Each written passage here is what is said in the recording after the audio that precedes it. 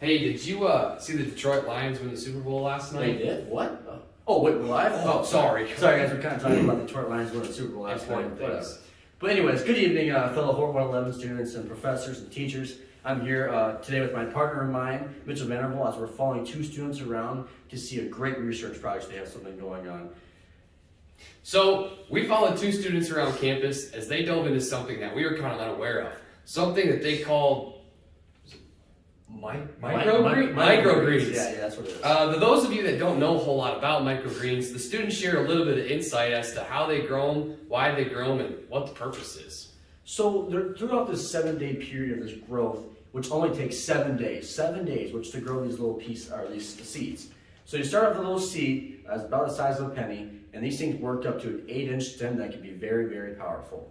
And throughout this 7-day growth period, you're obviously watering them. There's good, correct light that's going into these plants. And the last couple of days into the planting process, you add a little bit of fertilizer.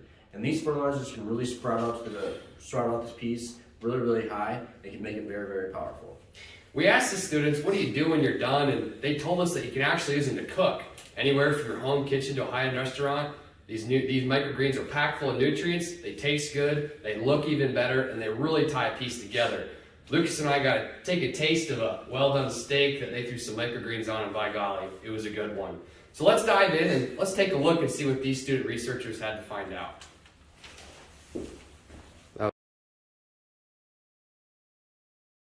So we went with the 501 because when we read the label, it said it was high in calcium and nitrogen, and just from growing crops and like corn and stuff, we've noticed that nitrogen's a pretty big deal when you're growing. So we figured with little microgreens, it's probably a good nutrient to have.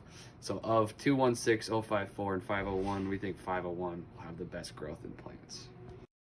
In these pictures, you can see the different types of fertilizers that we used and the labels of each. We decided to go with 501 due to the nitrogen content.